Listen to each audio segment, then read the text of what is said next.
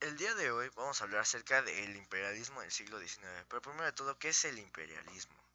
Es una doctrina en la que un estado pretende situarse por encima de otros. Ahora, el imperialismo del siglo XIX, eso es a lo que venimos.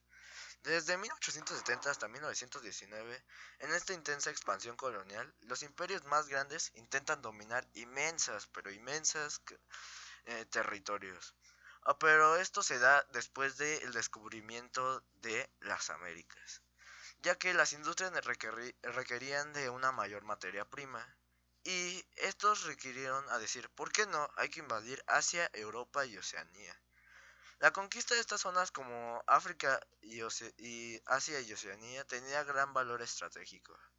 Inglaterra fue el primer caso de imperialismo por sus altas posibilidades económicas y marítimas. Este desató toda la furia y todas las potencias de esa época intentaron conquistar todos los territorios africanos. Las potencias lucharon contra tribus y opositores que no querían que les quitaran sus tierras, pero no lograron derrocar a las potencias, pues ellas eran muy poderosas. Las consecuencias son la pérdida cultural en algunas tribus, la reordenación geográfica tras esta llegada de las potencias, la aparición de grandes imperios africanos, indígenas que se van o se quedan a través de trabajar como obrero y con muy malas pagas, y pueblos que dejan su cultura, su lengua y sus tradiciones. Gran Bretaña justificaba sus atroces actos como causas políticas y económicas. Se da la ideología basada en el darwinismo, que algunas civilizaciones prosperan más que otras, y otras se puede extender sobre las otras. Y también se da la ideología de supervivencia del más apto, por lo que empiezan la aniquilación de indígenas, dando políticas de mejora de raza aria.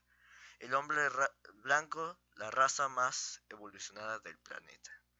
Finalmente empieza la Primera Guerra Mundial como lucha de potencias por uno querer superar al otro.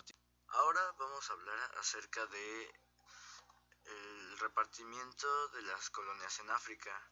En África hubo varios colonizadores, entre ellos estaban las colonias británicas, las colonias francesas y las colonias españolas, pero hubo de mayor relevancia debido a su expansión territorial. Por ejemplo, hay que poner la francesa. Francia ocupó la mayor parte de África Occidental y algunos países como Gabón y Madagascar. Este incluso llegó a ocupar Indochina. También estuvo el Imperio Español, que este ocupó una poca parte.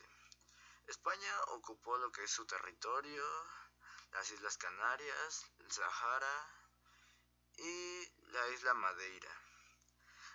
Después va las colonias británicas, que esta también tuvo una gran relevancia. Por ejemplo, entre sus colonias están Egipto, Sudán, la colonia del Cabo, India y Australia. También estuvo Italia, la que fue conformada por su territorio, que hoy es Italia, Libia, Somalia, y creo que eso es todo. Estos fueron algunos ejemplos. Británico, hubo distintas formas de organización.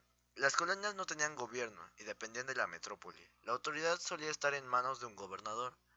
Estos territorios eran los que más sometidos estaban a los intereses económicos de la metrópoli. Los protectorados, teóricamente existía un gobierno indígena al que respetaban, pero en la práctica era un gobierno paralelo al denominante. Esta fórmula no se implantó en todos los territorios, sino solo en los que había un estado estructurado y habían tenido relaciones internacionales.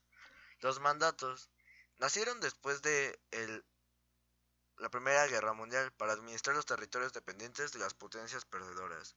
Ejercían la tutela sobre el territorio en representación de la Sociedad de Naciones.